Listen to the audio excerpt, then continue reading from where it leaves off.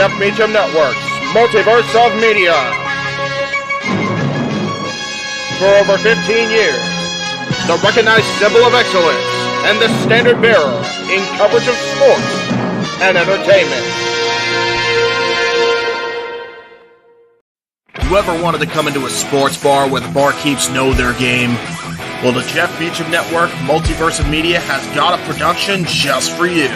Sit down and relax as the stat boy and his partner break down the statistics in all things sports. Whether it's football, basketball, motorsports, baseball, hockey, soccer, professional wrestling, mixed martial arts, boxing, and much, much more. All are welcome.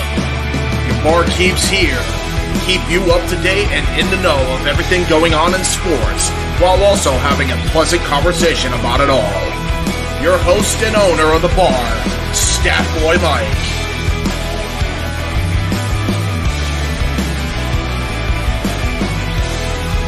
His partner in crime, Dori Lou. And a host of other guests coming in. The food's hot, the seats are warm, the drinks are ice cold, and the sports talk is plentiful. Casa D-18 Studios presents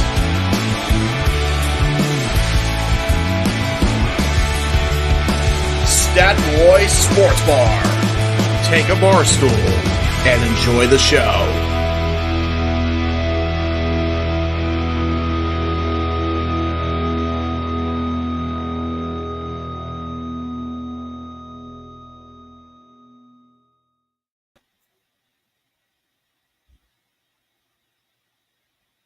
Hello, my internet fans. Welcome to another episode of the weekly show here we call Stat Boy Sports Bar, featuring Dori Lou. There's Dori Lou. There's DJ Mud King in his big chair, ready to talk stats. We've got you locked in for the next 90 minutes We got plenty to talk about. Remember, folks, if you want to dictate the conversation, read what's going on at the bottom of the screen. Super chat, super chat, super chat. It's as simple as that.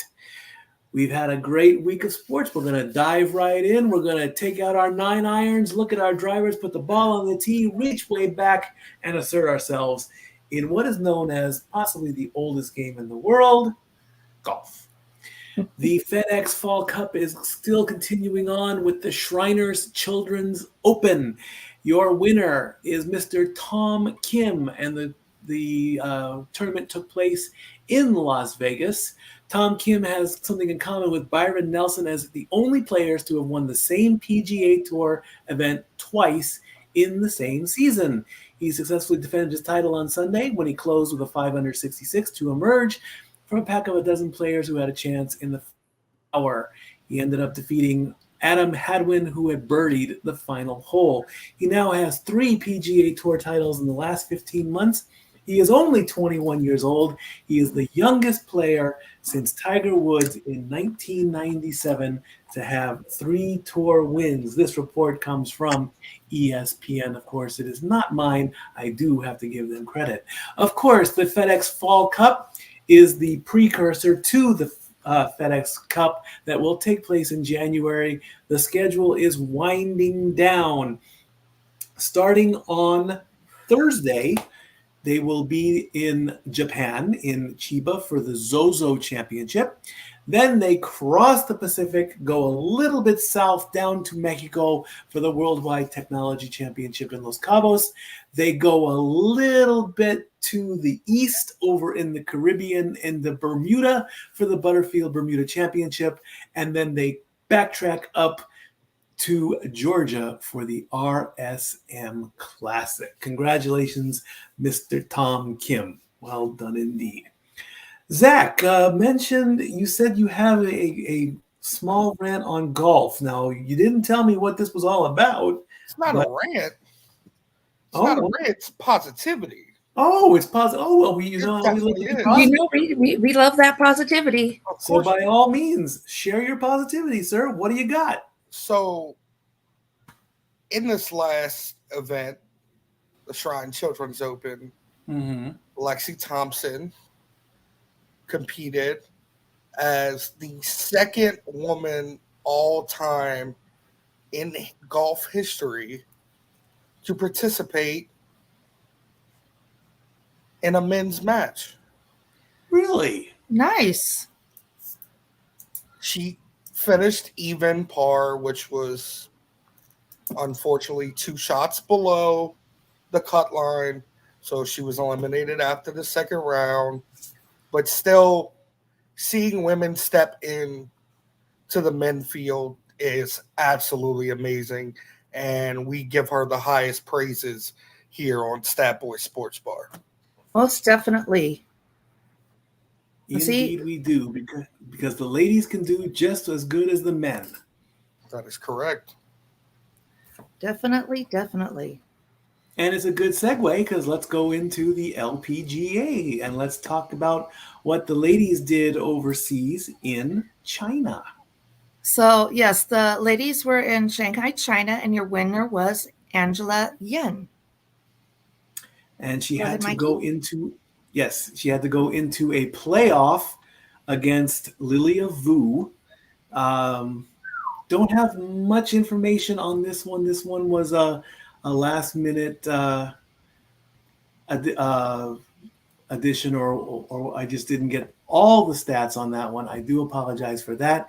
So now Lilia Vu is the number 1 player, jumping up 3 spots, knocking down Céline Boutier of France, who has been in the top spot for at least, I would say, the past 2 months. She has been pretty dominant.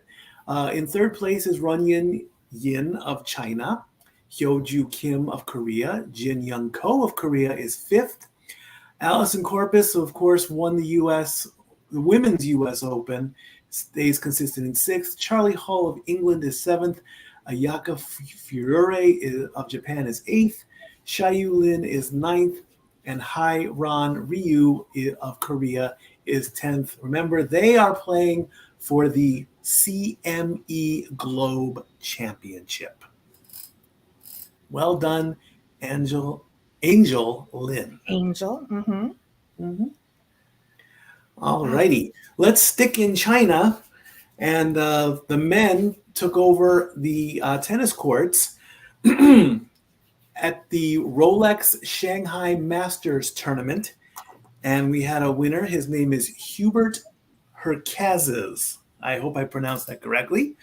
Well done to you, sir. There's your top 10. Not much of a change in the top 10. The Joker, Novak Djokovic, still number 1. Carlos Alcaraz is number 2, and Daniel Medvedev is number 3, and Yannick Sinner is number 4. Andrei Rublev is moved up 2 spots to 5th place. Holger Rune dropped down to 6th. And I don't know what my Greek player here is doing here, but he's back in the spot that he has been in for the majority of the tennis season. He's now back to 7th. Casper Ruud is 8th. Alexander Zverev, the German, he bumped up a spot to 9th, and that puts Taylor Fritz 10th after dropping 2 spots. The ladies have been busy. Let's take a look at the next graphic. Go ahead, Dori Lou. So for your ladies, they had the presidential Hong Kong Tennis Open in Hong Kong, China, where your winner was, I'm sorry, my graphics are fuzzy here. I'm going to say Leila Fernandez. We also had the Zhengzhou Open in China with your winner being Kinwin Zheng. At the Hana Bank Korea Open in Seoul, Korea Republic, your winner was good old USA winner Jessica Pegula. And then we also had the Open de Rhône Cap Finances in Rhône, France, with your winner being Victorija. I apologize, I'm going to mess up your name, ma'am. Victorija Golubic. And as far as the top 10 go, it looks like there is no change from last week. Arina Sabalenka is still number 1. Iga Swiatek is number 2. Coco Gauff is still number 3rd. Jessica Pegula is still 4th. Elena Rybakina is 5th. Maria Sakkari of Greece is 6th. Ons Jabeur of Tunisia is 7th. Markita Vondrovusa of Czech Republic and Karolina Mukova are 8th and 9th. And Caroline Garcia is still 10th. All righty. Excuse me, I'm so sorry.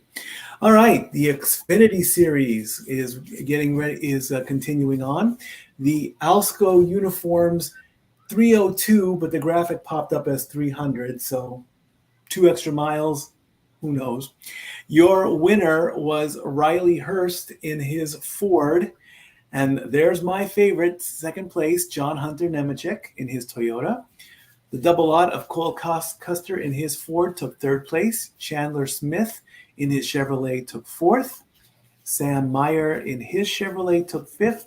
Justin Allgaier in his Chevrolet took 6th. Austin Hill in his Chevrolet took 7th. Chevrolet spots 4 through 10. That's the way it should be. Ford on the street, Chevy on the track. Brandon Jones, Daniel Hemrick, and Lane Biggs or Boggs, that's a little too small for me, is 10th place. There are your current playoff standings. John Hunter Nemechek is easily in 1st place, but none of the drivers have locked in their spots. Usually you win a race and you're locked in. I guess with Nemechek coming in 2nd, he has not officially clinched his spot. Just here in 2nd for JR Motorsports. Austin Hill for and Cole Custer for Stewart Haas Racing in the top 4. Chandler Smith, Sam Meyer, Sammy Smith, and Sheldon Creed are your bubble. You do not want to be in those last 4 spots in just under 2 weeks in Martinsville because you will be cut. The next race coming up is the Contender Boats 300. It's going to take place in Homestead, Miami. Hey, Mikey, I want to correct one thing for you there, or at least an opinion there. You said The Chevys on the track and the Fords on the street. Chevys and Fords on the track, and you can do any of them on the street. Like, Toyota's off the track. Okay. Carrying on. Let's the Las Vegas South Point 400, and Hendricks wins again. If they are, I'm pretty certain, I need to confirm this. I believe that Hendricks Motorsports is the winningest owner in NASCAR. If I am wrong, yeah, it is true. Okay, good. Because they won another one. Kyle Larson not only won the race, but he locked in his spot into the championship. This is in Phoenix on November 5th. Christopher Bell and his Toyota took second place. Kyle Busch took third. Unfortunately, Kyle Busch is already eliminated, but he still gets a lot of prize money for coming in third place. Brad Keselowski is fourth. Ross Chastain is fifth. Ryan Blaney is sixth. William Byron is seventh. Tyler Reddick is eighth. Martin Truex Jr., the regular season champion, is ninth. And Denny Hamlin is 10th. Toyota got the last three spots along with Christopher Bell. So there are your playoff. Again, Kyle Larson's number is in gold, meaning he is locked in. He is going to compete in the Phoenix Championship race. William Byron, Martin Truex Jr., and Denny Hamlin are right behind him. They are trying to lock in their spots. They can do so in Miami or in Martinsville, whichever race they want. But of course, Christopher Bell, Tyler Reddick, Ryan Blaney, and Chris Boucher are on the bubble, and they don't want to be there because they want to be in Phoenix just like everybody else. And next week, I did not do a graphic for this, but the Truck Series comes back this week for their next race. Then they start their cuts, and they will finish in Phoenix as well. Well, they're all going to be there. They're just not going to be in contention for that championship anymore. Yeah, I did remember that when you first got me into NASCAR, I asked, what's the point of having the race even though you have been eliminated? And you taught me that you have to have a full field, and you can still win prize money in the championship races. So he's learning. We're all learning with some of the various sports and stuff that some of us may not have followed previously. We're getting there. Indeed. Learn something new every day. That's right. All right. Next on tap is, what is next? We're actually talking about boxing. We put boxing into the intro, and this week we actually have a boxing story. As you can see, Logan Paul, best known as the Maverick, is also not only just a WWE superstar, but he is an amateur boxer. He was participating in a match, and in the sixth round, his opponent, as you can see in the second photo of the montage, decided to headlock him and attempt to take him down. I don't remember the opponent's name right now, but I believe he is. What is his name? Dylan Dennis. I do believe that. Thank you. I do believe that he is, or he does have an MMA background. The sixth round, there were other pictures. From what I saw, Logan Paul had him in the corner, blocked up and everything. So he tries to take Logan down. Logan tries to defend himself. The referee calls for the bell. The match ends. And as in the bottom, a full-scale riot, security, guns, militia, 3 o'clock in the morning, bent over the hood of a car in handcuffs. There you go. If you know, you know. But this is probably Logan Paul's wheelhouse. He likes to cause drama. He won the match, and his partner in crime, KSI, who is his partner in the prime beverage department, he was going to have a match as well. I didn't get the results on that one. In the post interview, Logan Paul said that boxing is just a hobby. He is committed to WWE and he is getting ready. He's going to apparently start a program with Rey Mysterio and go after the U.S. title. He said that, and it was printed on ESPN. So there you go. We have a boxing story after how many weeks we've put that we will cover boxing. We have a boxing story. That was so hilarious. I mean, he likes the spotlight on him, obviously. Well, Dylan Dennis, so he had him in the headlock, and then Logan fought him off, and Logan knocked him down. So, by boxing standards, you got to hold them. Like, the referee has to hold you and do the count before he can clear you. Dylan Dennis just got up and went after Logan and started swinging. And then the security stepped in and he started punching the security and everyone else who was around him, which formally caused a disqualification. But that whole sequence of events was hilarious. Indeed it was. And Ray is going to answer the challenge on SmackDown, and Logan Paul will be there. Make sure you check out SmackDown this Friday. Alrighty, goody. Yeah, Logan Paul equals your next W. Yeah.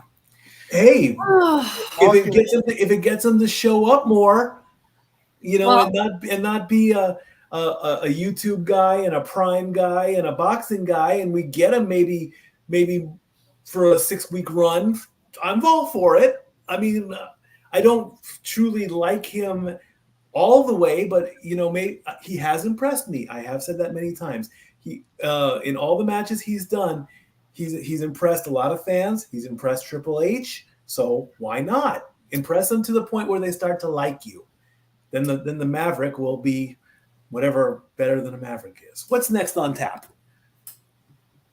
I believe it's WNBA. Oh. Logan Paul is going to be more of an attraction than a regular TV presence. But if he has the U.S. title, you gotta show up. Well, Roman Reigns is what is he now? The GOAT. Depending on who you ask. Hey. Wow, that just rolled off my tongue, didn't it? Yeah. All the debates that I've had with the all right, settle down there, Skippy. Hold on a second. I'm jumping in because we're talking about wrestling now, so I can jump in and actually have an intelligent conversation unlike the rest of this shit. Which is ironic considering I'm talking about wrestling and intelligent conversation in the same sentence. Anyway, that's just an oxymoronic thing if I ever did say it.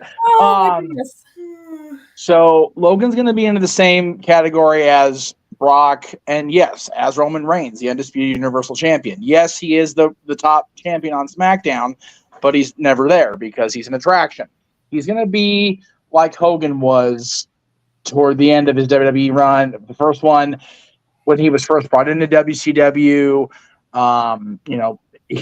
Logan's an attraction. Brock Lesnar's been an attraction since he returned in 2012. He's not going to be the guy who is going to be on TV, even if he's U.S. champion. The U.S. championship can sit right there on his podcast desk every week. Kind of like if Pat McAfee were to win a championship or do some WWE, there's a perfect little spot on his desk there every single morning for his podcast or his live stream or whatever the hell you want to call it. So, yeah. I'm touching my chest here, but I've actually watched a little bit of the Pat McAfee show, and I have to say I enjoy it. I give it thumbs up. Yeah, it's an excellent format. It's an excellent show. Yeah, especially with the opening disclaimer that allows him to slip up and swear on live television. I love that. I love that idea. Yes, and Pat McAfee was a punter for the Colts, right, Dylan? Yeah. Okay. Anyway, he was trying to tell me about Pat McAfee. It's on the punter. Like, we'll see. There's 32 teams. The one guy. Oh, God damn it, Dylan. He had to be specific with the old man. He's got a bad memory here. You're killing me. Anyway, all right. Next topic. Here, Dylan. Yeah, where are we at here? Okay, there we go. WNBA. All right, so we are winding down with our ladies of the basketball world. Our championships are going on. Ooh, and it is the Mystics and the Liberty. What are you ugging about, huh? The Aces. I'm sorry. The Aces and the Liberty, right? Right. Las Vegas and New York. New York. Yeah, I'm not here. They have forced a game 4. The Aces lead the series 2-1, but with the Liberty's win last night, the night before, they are now forcing a game 4 for the ladies. Indeed. This will, if Sunday night, yes, if the Sunday Liberty night. can force the championship game on in 3 days. Either Yes. way, next week we'll close the book on the WNBA, and we will open the book on the NBA because preseason ends this week and starts up around the same time. So officially next week we'll start the power rankings from the preseason games. We won't be going game by game because there's just way too many games. It'll still be a weekly thing, but just like we do with the hockey and the football, we will start doing regular basketball Power rankings. And also don't forget about the in tournament play or that we discussed. That will be as well, and it's like a tournament within the regular season.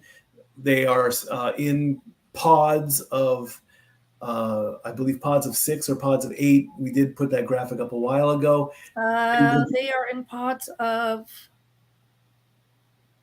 I believe it's pods of 5 or pods of 6. But I believe it's pods of 5. Yeah, and they will play each other along with the regular season game. So not only will it be a special kind of tournament game, it will be a regular season game as well. And then at some point in around Thanksgiving or maybe even in December, a championship exhibition game for $1 million in prize money. But that will become a regular staple next week. Yes, and the in-season tournament begins on November 3rd. There you go.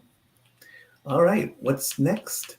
The NHL Power Rankings. Hockey is back, and the defending champion Vegas Golden Knights are the top.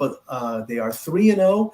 They have 6 points and they have 12 goals. The rankings are done by points: 2 points for a win, 1 point for an overtime or shootout loss, and then it goes by record, and then it goes by number of goals.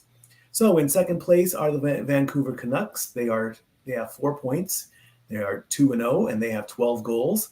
Next up is the Colorado Avalanche. They are also 2-0, but they've only had 7 goals. And all these stats are as of yesterday's game. The week starts today and ends late Monday night. The Boston Bruins, which are the defending President's Cup champion, they were the regular season champion, but they did not get the Stanley Cup. They got the President's Cup. They are 2-0. They have 4 points, and they've only scored 6 goals. The Toronto Maple Leafs, they are 2-1. They have 4 points.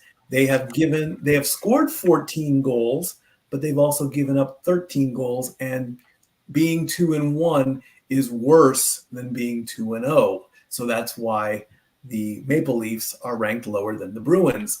The Hurricanes are just behind the Leafs. They're pretty much even. They've given up 14 goals and they scored 14 goals. Detroit Red Wings are also 2-1. They have scored 13 goals and they've given up 8. And finally, the Ottawa Senators round out column 1. They are also 2-1. They've scored 13 goals and they've given up 9. Column 2 is starting with the Pittsburgh Penguins. And they are also 2-1. They also have 4 points, and they've scored 11 goals. The Rangers are 2-1 as well. They've only scored 7 goals. The Blackhawks, with their young rookie, Connor Bedard, who had a 3-game point streak, 2 assists and a goal. Unfortunately, that streak was broken in Game 4. They are the only team that is 2-2. So they are at the bottom of the teams that have only 4 points. but they're near the top of column 2. Montreal Canadiens are at 3 points. They have a win and an overtime loss, and they've scored 8 goals. The Blues are just below them. They only scored 3 goals. The Devils are 1-1-1. They have 10 goals. The Flames are the same. They have 9 goals. And the last team to round out the left, which was the left and the right, they are the New York Islanders, 2 points, 1 win, and 3 goals. The Ducks and the Islanders started late in the week. The Stars also started late in the week too. They have a win under their belt. They've only scored 2 goals. The Jets are 1-1 at 2 points and 9 goals. The Ducks are 1-1 at 7 goals. The Wild are 1-1 and they scored 6 goals, but they've given up 7. And they have the exact same stats as the Philadelphia Flyers, but the Wild get an extra little bonus because their win was at home. The Flyers were on the road. The Coyotes, I thought we were giving them a bonus because they're my team. No, I'm kidding. I'm kidding. Okay, bonus points if they're your. Well, then there you go.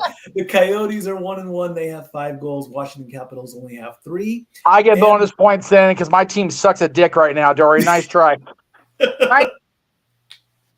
The Tampa Bay Lightning are at the end of column 3. They are 1-2. They have 11 goals. Column 4 is where you don't want to be because eventually, at the end of as we get close to the end of the season, the red comes in and the eliminations start. And that starts with Smashville at 2 points, 1-2. They've given up 8 goals and they've scored 8 goals. The Panthers are 1-2. They've given up 11 goals.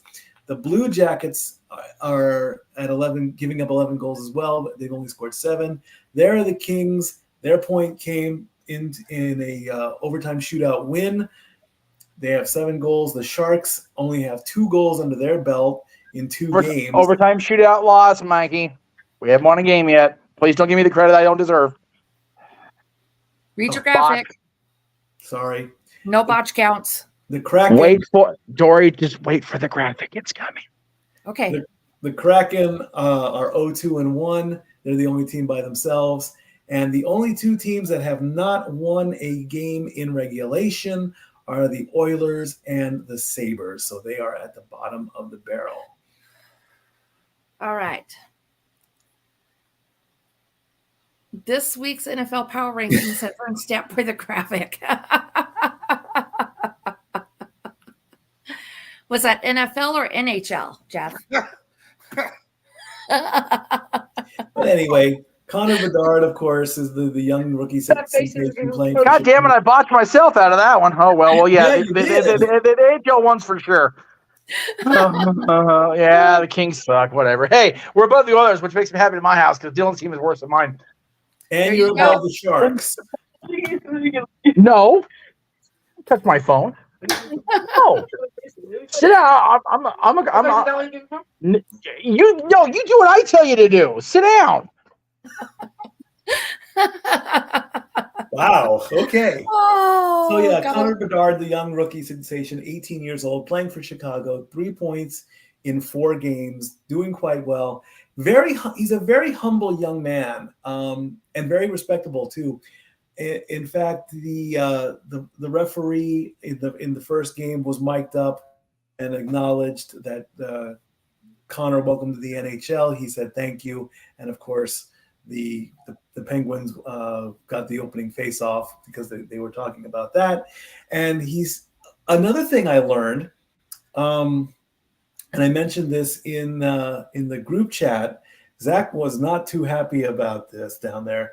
Apparently, if you go onto the ice without your helmet during warm-ups, and if you entered the NHL after 2017, you get fined. So Connor Bedard has not only scored a goal, scored 2 assists, couldn't find his stick his opening game, he got fined $2,500 for not wearing his helmet at the start of warm-ups.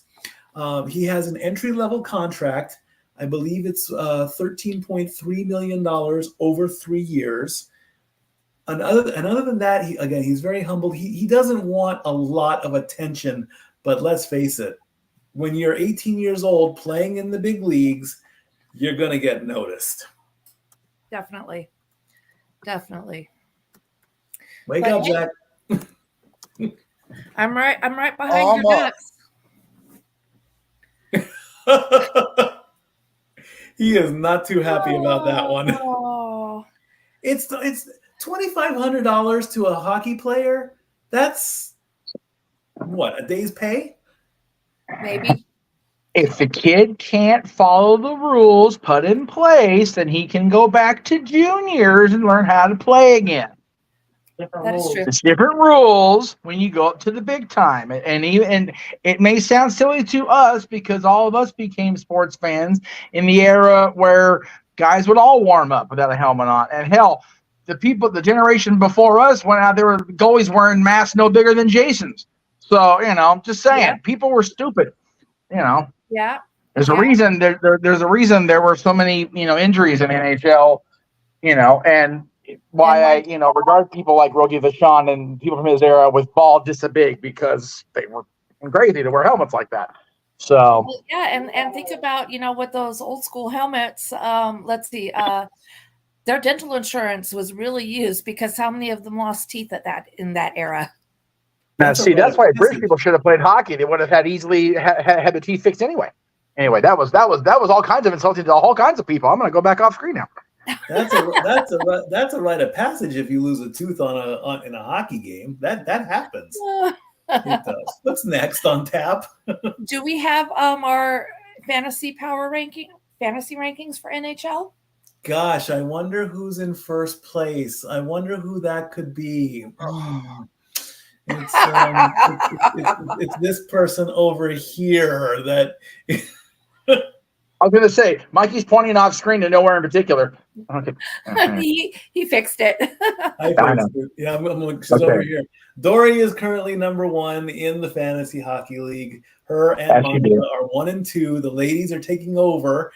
With equal opportunity ass kickings. She crushed me in a head-to-head matchup. My team did not want to score any goals. Her team did.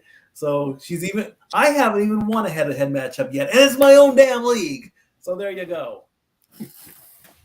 And then this guy down here in the corner, I even got dinged. My team, doggone you, Jacob Trouba, I am calling you out. What are you doing getting a game misconduct penalty at the very end of the game, causing me to lose 11 fantasy points? Thanks a lot. You're lucky I don't trade you.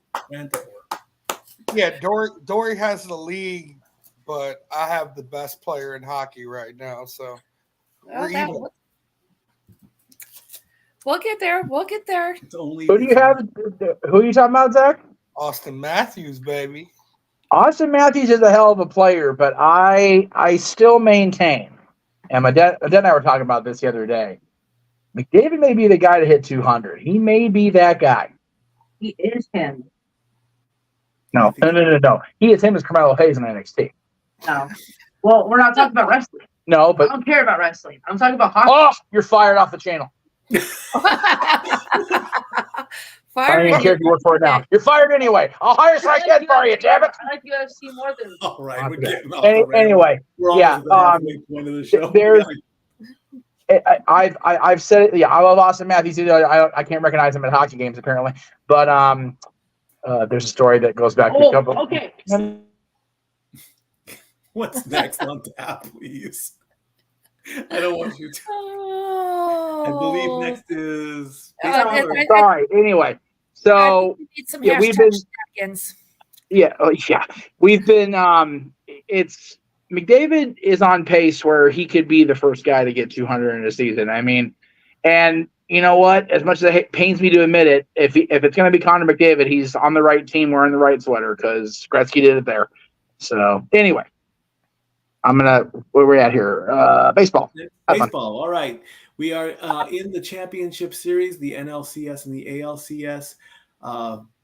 Texas ended up sweeping Baltimore 3-0, even though the graphics is 2-0. I did not change that. They won 3-2, 11-8, and 7-1. And the Astros took out and I messed that up too. Houston won 2-1, not 3-1, or they did win 3-1. I just didn't put Game 4 down there, but Houston won that series. Philadelphia took out the regular season champion Braves. I did pick the Braves, and look what happened. Screw you, Philly. Unbelievable. 10-2 in Game 3, and the Diamondbacks sweep the Dodgers. Even though I put that my graphic is a botch, but that's okay. Arizona did win that one. So now Texas is leading Houston 2-0. Game 3 is tomorrow. Philadelphia and Arizona are going to be playing in about 20 minutes, and there's the rest of the schedule. It's we've said it on the channel. As long as Houston doesn't win, somebody is happy. So at this point, I'm not gonna watch baseball anymore because I was rooting for the Braves with the Dodgers as a secondary, and Twins as a third, but they're all gone. So, Ooh. yeah. Damn 81 trash put the roast. trash roast. Yeah. Hey, can I step back for just a second? Because I'm looking at the NHL leaders right now. Go ahead, and then we'll go into college football. My rookie, Jack Hughes on the Devils, is right up there with Austin Matthews right now. There you go. 4 point leaders. There you go. Well, And that's all I have to say about that. All right, let's take a look at the appetizer before we get to the main course of NFL football, and that, of course, is college football. What happened in the top 25? I forgot about college football. Give me a second. Oh, well. Okay. Zach is going to wing it for now. Let's discuss one thing about college football that's not in the top 25. Go ahead. Okay. Before we go there, and that is Deion Sanders. Again? I am so mad about what occurred last weekend. All right. For those that didn't know, please tell what happened, then go into the analysis. What did he do that was so horrible? Colorado was leading Stanford. Okay. At halftime. 29-0. Okay. Colorado lost to Stanford 46-43. Ooh, yeah, that's right. I saw that. Deion, you make my nerves so bad because I want you to succeed so badly. But you just it's like Notre Dame. I'm a diehard Notre Dame fan, have always been. And one week it's like, yay! And then the next week we're getting punched in the head by Louisville. What the hell is a Louisville anyway? It's neither here nor there. But Deion, please get it together. And at least, Jeff, does that, make California people happy in the slightest at all? I missed everything. I have no idea what you said. Sorry. So Stanford took out Deion Sanders last week. Oh, I could give a shit about. If I'm being completely honest, like Deion is more of a sideshow than it is for me. I don't actively watch college football, for being 100% honest. So, I'm happy when Ohio State, or the Ohio State, pardon me, Dad, if you're watching, which you're not because you're at work, is doing well. I enjoy it thoroughly when Michigan's losing. And the fact that the Pac-12 is going down to the Pac-2 at this point, whatever. So, it's kind of ridiculous. But Stanford beating Colorado, I think, is funny in that, there was all this hype around Sanders. And then, once again, primetime, Neon Deion, or whatever you want to call him this week, is, proving to be nothing more than an attraction, more than an actual legitimate force. Dion was up 29-0 at halftime. I know. That's what I'm saying. He's not being consistent throughout any part of a game, whether it's the first or the second part of it. He can't get his team to close the deal, and it's kind of ridiculous. It happens. Yes, it does. Yes, it does. We have the graphic deck, or should I just rattle them off? Yeah, the graphics there. All righty, so let's take a look at that. Georgia defeated Vanderbilt 37-20. Michigan defeated Indiana 52-7. The Ohio State defeated Purdue 41-7. Florida State defeated Syracuse 41-3. Oklahoma was on their bye week. Penn State defeated Massachusetts, shut them out 63-0. Washington defeated Oregon in a 7-8 matchup 36-33. Texas was on their bye week. The USC Trojans defeated Notre Dame. No, absolutely not. Notre Dame beat USC 48-20. Okay, I intentionally did that to satisfy the family. Sure. You caught me.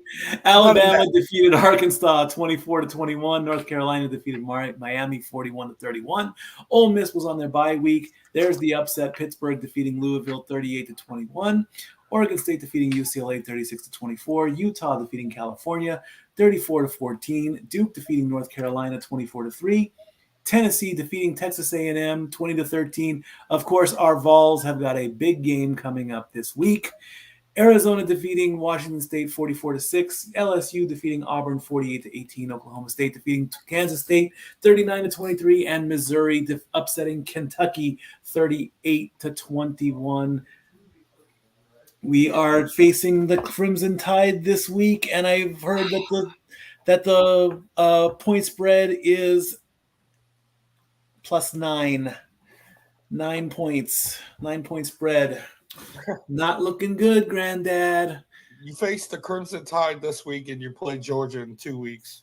So at least it'll be a game worthy of something. I'll tell you that. At least I can finally say Georgia is playing somebody, even if it is us. Even though we're ranked. I think we moved up a little bit in the rankings because we beat Texas A&M. I did not update the rankings. I put the rankings as they were, but at least now Georgia is playing somebody worthy of a football game. And I'm going to say it right now.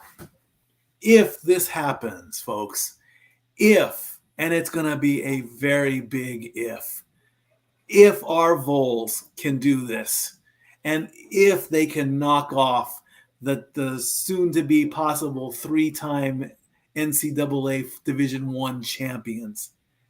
This city is going to party through, and we're going to heat up the wintertime, and we're just gonna go crazy, especially here in Sevier County, Tennessee. Mark my words. They're overrated. Georgia is overrated. Well, of course they are. We've said that for weeks. You can't say that too loud because what's his name at Mikey's work might hear. Yeah. Love you, Sammy. Dirty old man. So are we starting the meat and potatoes with a rant? Sure, why not? Why not? Because you know where I'm going. Where are you going? Start it off. The meat and potatoes of Stat Boy Sports Bar NFL football. We rant tag though, please. Disclaimer. That's what I'm thinking. There you go. Go ahead, Go for it, Zach. But make it quick. We started off the NFL week with the Chiefs versus that god-awful Sean Payton team. Oh, you get what you sow. But that's not why we're going to rant here. Is this Thursday night football or is this Thursday night Swift ball? Serious. Oh my goodness. Oh. I counted it. Mikey, I sat there and counted it. They showed Taylor Swift 47 times the entire night. Oh, geez. 47 times. 47 times.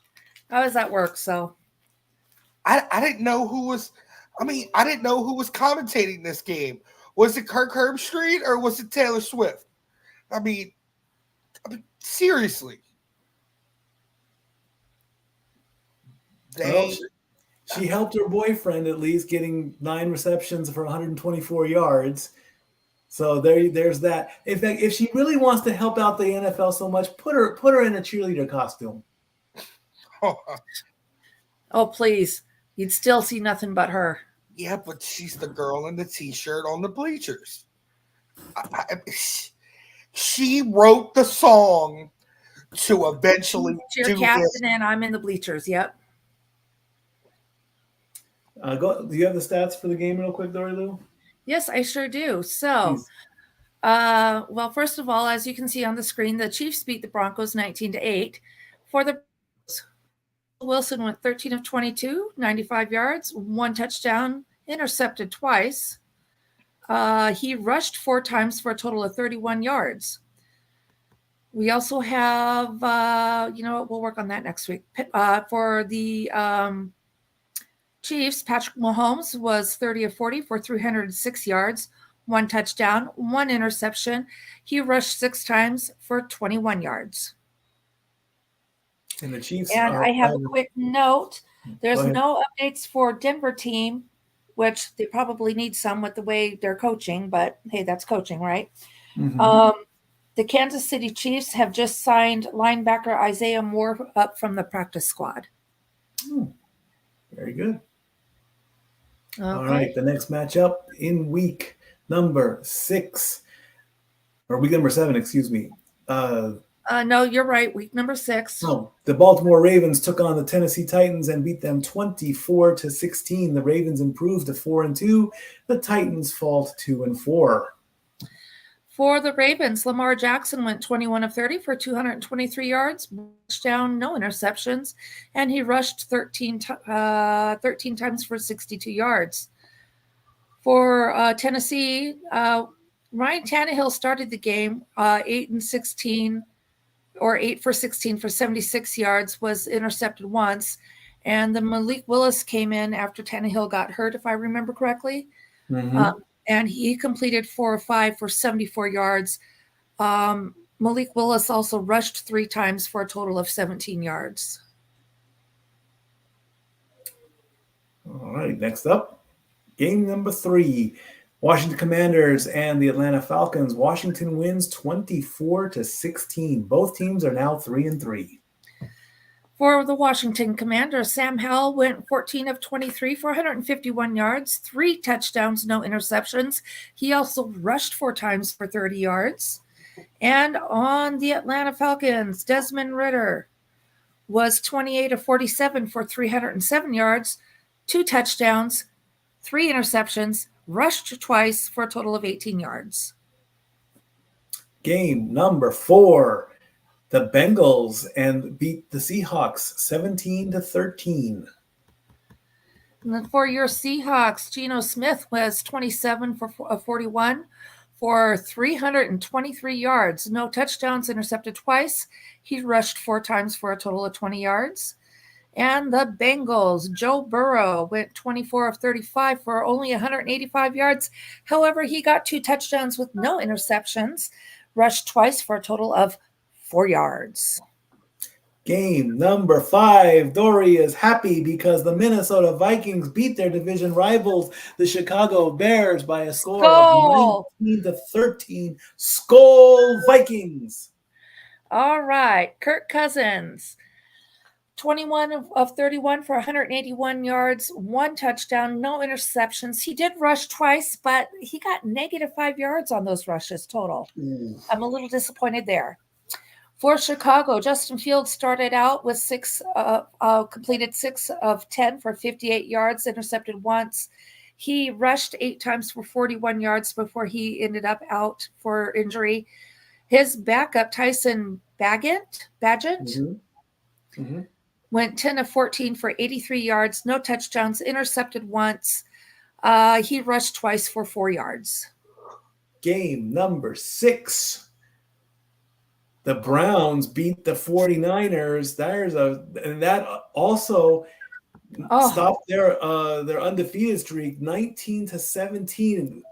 Call it an upset, call it what you want, but it's a Call it win a surprise. and that too. Call it a surprise too. All right. So for the 49ers. and sorry, Andrew, your team finally lost a game. Woo! That would be my youngest son. So Brock Purdy went 12 of 27 for 125 yards, 1 touchdown, 1 interception, rushed 3 times for 7 yards. Cleveland, Deshaun Watson was out due to injury, alleged injury. Okay, we'll leave that alone. Okay, so his backup, PJ Walker, was in for 18 of 34 completions, 192 yards, no touchdowns, sacked twice, rushed 3 times, but only made 1 yard. Game number 7. The Texans beat the New Orleans Saints 20-13. Both teams are 3-3. Zach is not.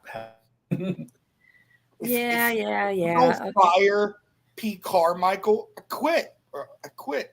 And what's sad is we have one of the worst offenses in the NFL, and we're still on top of our division, which makes absolutely no sense at all. Okay. There it is. I was going to say I can't find my stats, but I found them. Did I screw that up? No. No, I'm looking on my stats. How did I do that? I don't know. All right. I just put the wrong teams in the wrong spot. That's all right. So for New Orleans Saints, quarterback Derek Carr went 32 of 50 for 353 yards, 1 touchdown, 1 interception, rushed once for 2 yards. And I had to get some clarification on this. Taysom Hill, who is both his backup quarterback and a tight end. Mm-hmm. He plays both positions. Yes, he does. He had 1 pass completed for 4 yards. He rushed once for 2 yards. I actually think he rushed more than that, but I didn't actually put down his rushing stats. He's a gadget player. Gadget player? Yeah, he plays quarterback, wide receiver, running back, tight end, special teams, defense. Oh, yeah. Okay, there we go. That's why I have what I missed. I didn't scroll my page far enough. He, as a receiver, caught 7 out of 8 to him for a total of 49 yards. I remember. That's why I was questioning what is his actual position. But he is legitimately listed as being a quarterback and a tight end. Shout out to Greg Cherry for helping us out with that one too. Yes, thank you very much, Greg. On that one. Thank you. All right. And exactly. When we get there, yes, absolutely. But see, here's the thing. Cleveland just won an important game. The Lions are being more consistent because they and you'll see in the upcoming graphics. Let's go on to the next. The Dolphins defeated the Carolina. Poor Carolina, 0-6. I mean, come on, guys. They were up 14-0 too. I mean, right? Look, this is So for Carolina, Bryce Young completed 23 of 38 for 217 yards, 1 touchdown, no interceptions. Tua was 21 of 31 for 262 yards with 3 touchdowns. He rushed once, but did not get any yardage on that rush attempt. Next up. And Adam Thielen, aren't you sorry that you switched teams? Okay. Done. Here we go with the Belichick bashing again. The Raiders beat the Patriots and knocked Belichick down even further. This is his 3rd loss in a row. The first one, 3 points. The second one, the shutout. He scored points in this one, and now he's breaking tablets on the sideline. This he needs to be done at this point. This is it. Breaking that tablet is probably the nail in the coffin. He cannot recover from this. He threw a fit. He finally got mad after 3 straight losses. Just end it. Be done. Well, he was channeling his inner Tom Brady. That's what his quarterback does. He breaks tablets. So he wanted to be just like Tom and be a little whiny baby. And, that's what you get. Doesn't that constitute a fine for like breaking equipment? Was it his tablet or was it the league's tablet? He's not going to care either way, I don't think.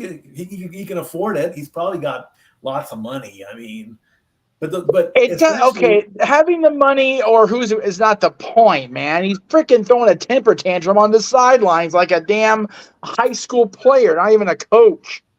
Ridiculous. I was going to say like a freaking toddler that's not getting their way. He's channeling his inner Bobby Knight. That's what I wanted to say. He's I was going to say he's channeling his inner Tony Khan, but that was last week's subject. Oh! Okay. And here it is. The Lions are, look at this, folks. The Lions are 5-1. This is what Renegade is talking about. Holding the Buccaneers to less than 10 points, 20-6. Oh, yeah, that's like, wow. So for your Lions, Jared Goff, amazing a game for him. 30 of 44, 353 yards, 2 touchdowns, rushed twice for 3 yards. And yeah, that did not result in a touchdown. But let me go down here to Baker Mayfield.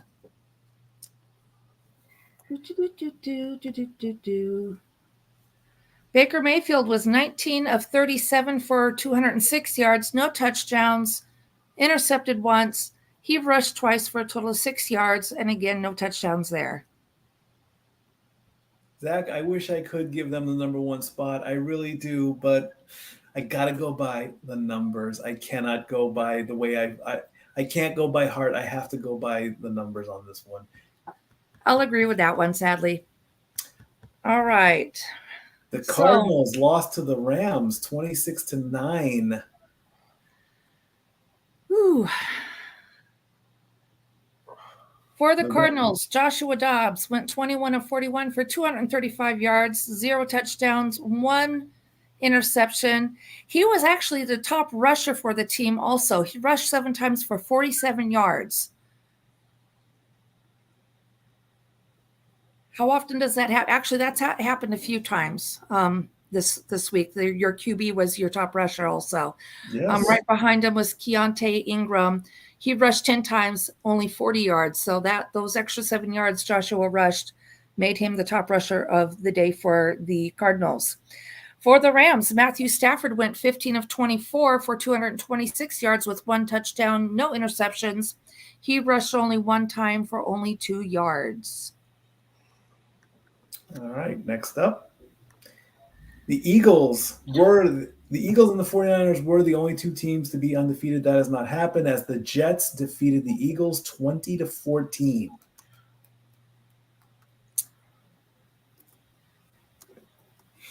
Okay.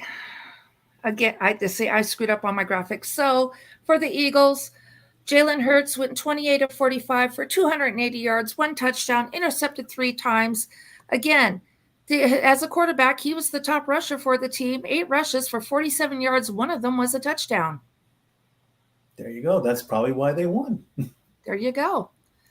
The Bills in the Battle of New York, Buffalo versus New York, the Bills end up winning 14-9. This was after, for the first time since 2019, the Bills were shut out the first half. They came back and obviously they came back and won this time. I don't remember the results of 2019, but this was the first time that they had no points in the first half.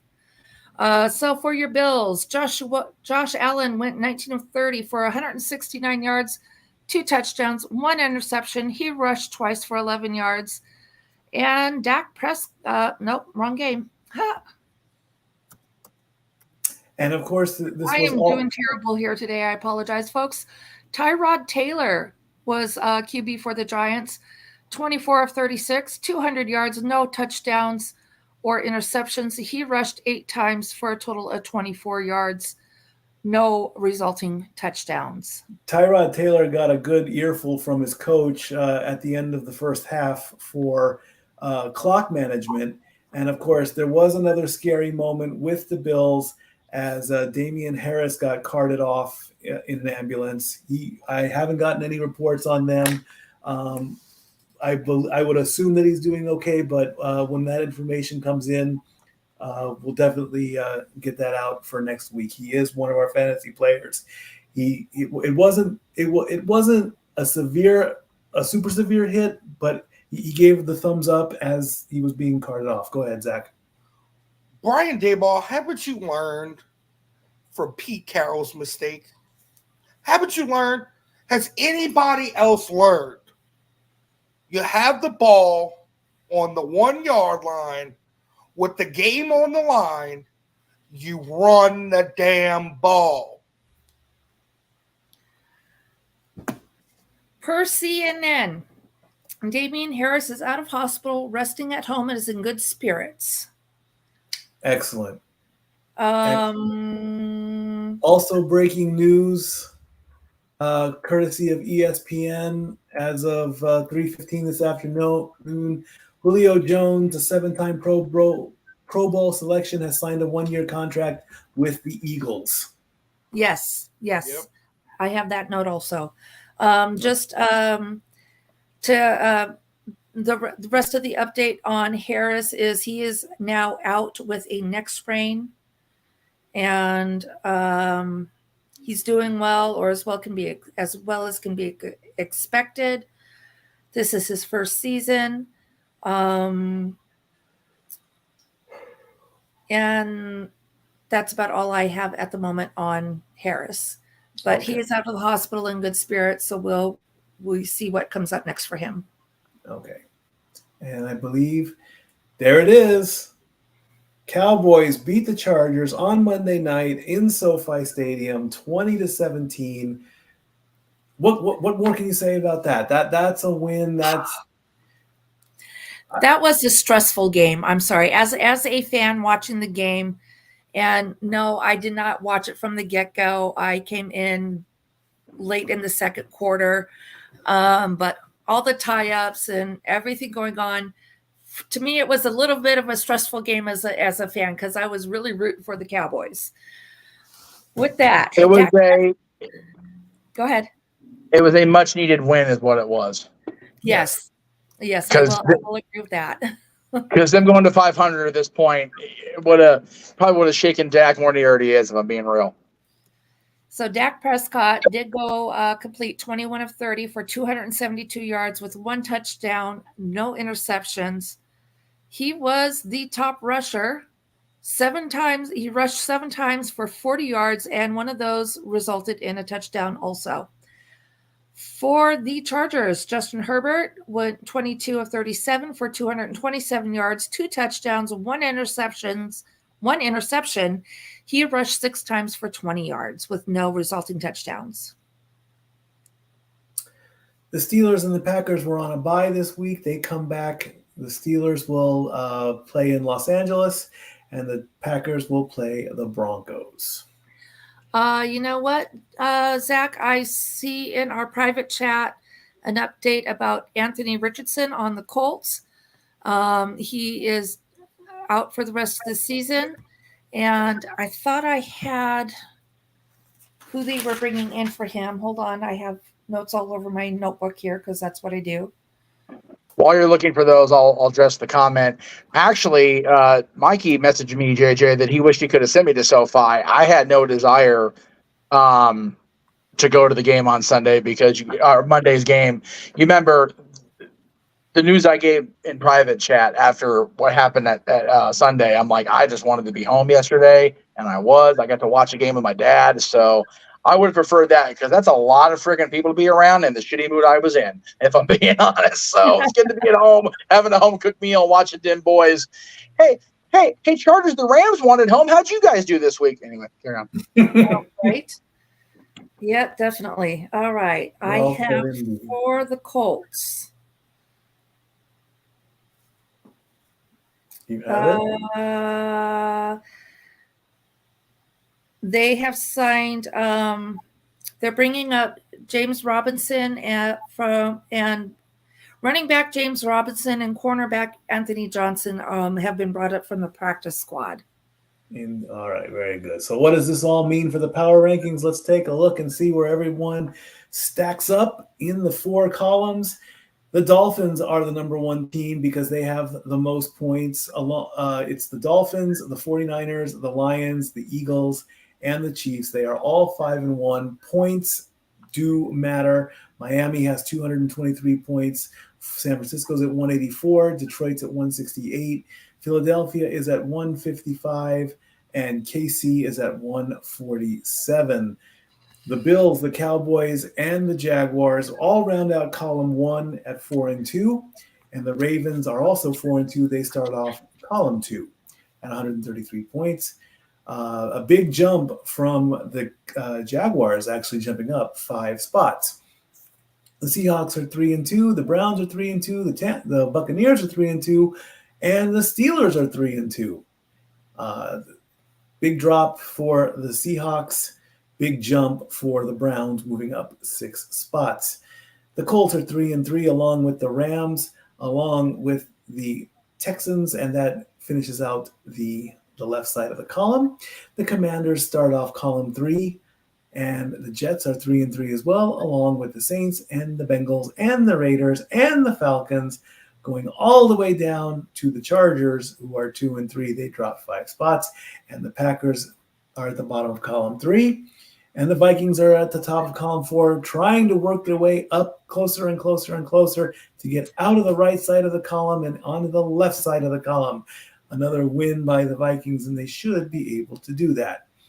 Titans are at 2-4 at 104 points. New York Giants are all by themselves at 1-4.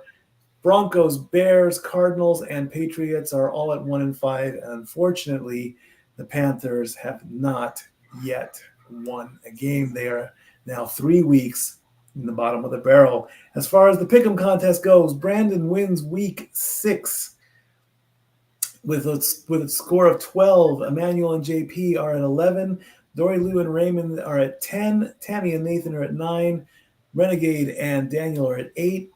Pop and Zach are at 5, and Jeff is at 4. Overall, we have a tie for first place between JP and Brandon. They both have 60 correct answers. Daniel is right on their heels at 59. Dori Lou is only 4 games back of the lead at 56, with a 1-game lead over Raymond at 55. Tammy and Nathan are at 53. Emmanuel's at 52. Big Baller G's at 51. Renegade at 50. Pop at 48. And Zach at 44. As far as fantasy football goes, I couldn't get the scoring done. There's a lot of work that needs to be done, and there was a lot of work that was happening with me, so that's why I could not get all the fantasy football stuff out. So if it's a little bit delayed, it's okay. We're still going to be playing. Everything's going to be on track. Just get your picks in, get your replacements in, because there are a lot of teams on bye in week 7. It's going to be a fantasy nightmare, but it can get done. Your teams that are on bye for week 7 are Carolina, who then Thank God. They stink. They need the bye week. When they come back, they'll be playing at Houston, who is also on bye for week 7. Dallas is on a bye. Their next game will be at the Los Angeles Rams. The Jets are on bye, with their next game being their crosstown rival, the Giants. Then Tennessee is also on bye. Their next game's at Atlanta. And Cincinnati's on bye with their following week at the San Francisco 49ers. Dori, what's the date on that game where the Cowboys come in to play the Rams? That will be Next Sunday? Next Sunday. Not Okay. so Sunday the 29th. Thank you. Okay. I was just trying to do the math brain, and that didn't work for me, so I'm just having somebody else do it. Okay. All right. So Thursday is Jacksonville at the New Orleans Saints. So get your picks in. And I'm excited for Monday Night Football, although I will have to miss part of the game because Monday night next week we have the 49ers at my Vikings. So I'm excited because I want to be able to watch the game. I'm going to miss the first half because of work. I'm sorry, because of school. Work, What? work. Work and school. Hey, Yes. I want the Saints to win for Zach's sake, but I kind of want Jacksonville to win just so Tony's meltdown will maybe halt it just a smidge.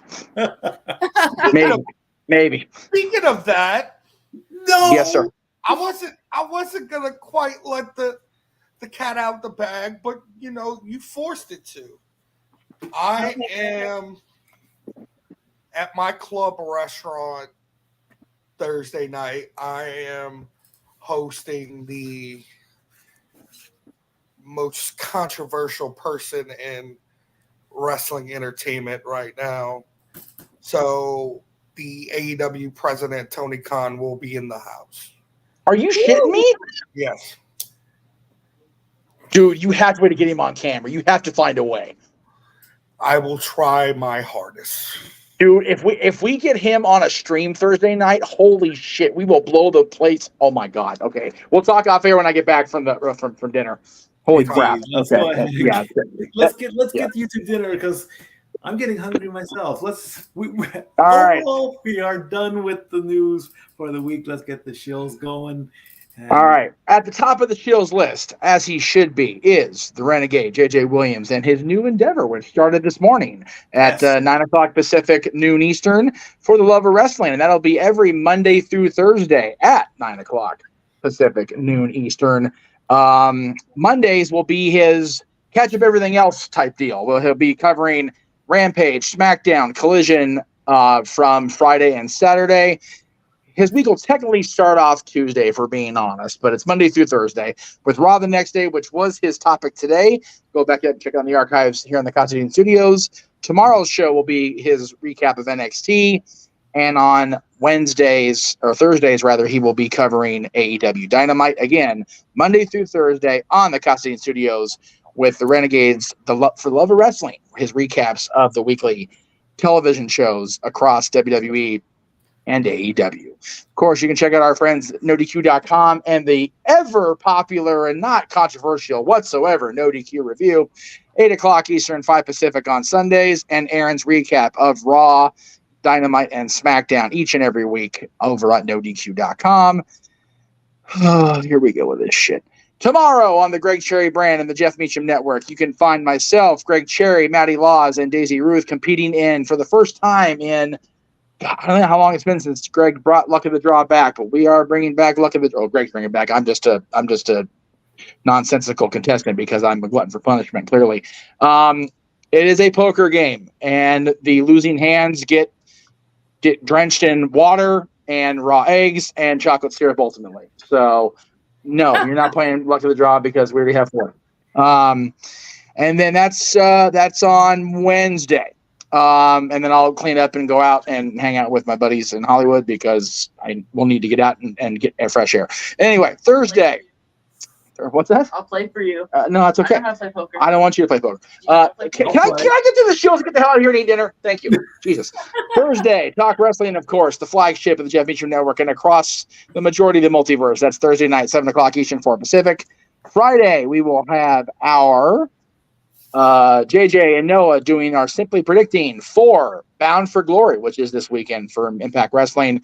Simply Predicting will be at 8 Eastern, 5 Pacific on both the Casa D-18 Studios and the Simple Man brand. We will have our multiverse-wide coverage of Bound for Glory coming up Saturday night, October 21st, 7 o'clock Eastern, 4 Pacific, followed immediately by our game night for October, which will be Haunted Hangman. We are trying very hard to get the rights to use Hangman Adam Page's likeness, but we'll probably get sued if we do that. So we'll just probably stick to skeletons because, I'm going to use enough copyrighted material as is if you really look hard at this image. Anyway, and yes, for the first time in forever for Luck of the Draw, JJ, thank you for the reference. I am Cap. I understand that reference. And I can use that because I'm still an employee, at least for now. Anyway, of course, after Haunted Hangman will be open mic night, which is every Saturday night.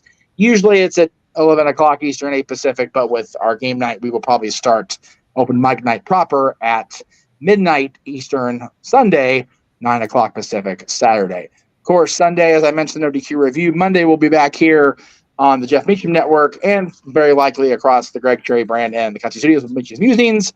Tuesday, note in programming. Stat Boy Sports Bar featuring Dori Lou will be in happy hour mode again, coming up at 11 o'clock Pacific, 2 p.m. Eastern, because I'll be out of the house that night going to the hockey game with my boy and my dad and my boy's friend.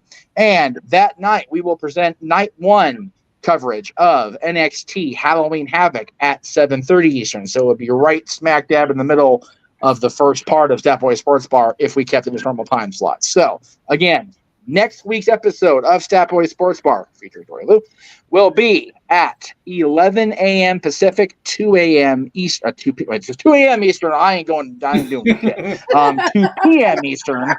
God damn it! There's a botch. Because we're doing botch count today, we'd all be in deep shit today. So that is the chills, and I appreciate everybody being concise in their presentations today. So thank you. Appreciate it much across the board. And I'm going to call him out on it, if I'm allowed, Mikey, for your thing today. May I be the first to wish you well in it? Well, I was going to announce it, but Go for it, Jeff. Go ahead. I'll still be the first to congratulate you on air, even though you're going to say it. So it's a bit of a life accomplishment in me. I finally broke down. It finally happened after, let's see, 46 minus 18 is after 24 years when it was supposed to happen. It has happened. I am now an officially licensed driver from the state of Tennessee. I did take a driving test this morning. It wasn't the crispest. It wasn't the best. It was to pass.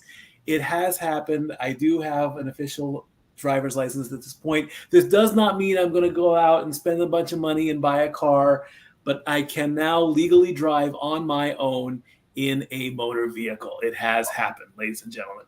Okay, got to put Everyone stay off the road. Yep, everybody stay off the road and watch out for them sidewalks. Mm-hmm. I got to put it in my notes. Send Mikey a stripper for getting his license. Oh, please, come on. Let's not make a thing about this. stripper is fine. Just don't be engaging activities in the car with her, Mikey. That's always illegal. Yes. But it is legit. Yes, Mike. Congratulations. I know that has been a big thing for you, and I know it was a big thing when you were here. So, congratulations. It was supposed to be a big thing in California, but gas prices and all that and whatnot. And they've only gotten worse. And let's face it, I will admit it again. Like I said, the reason I did not get a license when I was younger was pure laziness. Thank you, Renegade. Thanks a lot. I can control a car. I do not swerve. I do not intentionally hit people. But it was just pure. Yes. It was just pure laziness as to why I did not get a license or a car in California.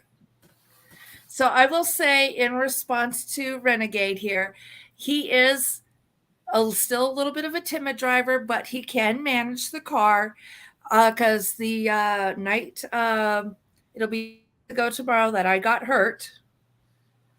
Yeah, 3 weeks ago tomorrow I got hurt, and sufficiently medicated at the hospital. I could not drive. He had to drive home that once I got done in the emergency department, and he did a very good job. I only criticized him once. Thank you. So there you go. But I am very proud. I am very happy. Thank you for all the love, and let's continue the positivity with Dori Lou's weekly. I have to correct myself because apparently JJ didn't like the fact I didn't put the Pacific time because God forbid I put the Pacific time on every single graphic, even though every some people single have trouble other translating how many time zones are in between each of them. Okay, and I understand that. JJ knows that I know that. He's just trying to get me to react, and he succeeded. So I'm going to go ahead and put the graphic up again, and then I'll go ahead and put the thing up again, just so I look like a complaining, whiny fool like he wants me to be. So 7:30 Pacific, 7:30 p.m. Eastern, 4:30 Pacific, JJ. There you go. There it is across the board. I tried to make a banner, but it wouldn't let me do it. And yes, he swerves when he drives. That's the whitest person that song you're ever going to hear, so I'm going to stop. Anyway, you know what? Don't chime in there. All right. Anyway, let's see comments there. All right, Dory, take us home. All right. Well, can I real quick the swerve on the drive? You know, we can do the Jason LD chilling swerving like George Jones. Chilling on a dirt road. Yep, there we go. All right. So for your weekly dose of daily positivity, there's stuff in the world. Lord help us with everything that's going on overseas from us. Just praying for everybody involved that they do find some kind of resolution without too many more souls being lost, regardless of what your religious preferences is it really worth fighting over? But besides, outside of that, things from a former workplace, things I hear from people's current workplaces and issues with their jobs and be it management, coworkers, or whatever it may be, your opinions do count for something.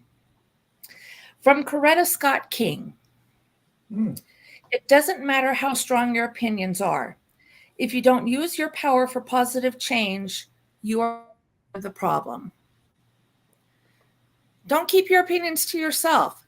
Your opinion needs to be known. And if you want something to change, you have to make your opinion known to even get that ball, even a little nudge in the right direction to get it rolling. Because if all we do is complain and don't try to do anything about it, nothing's going to change.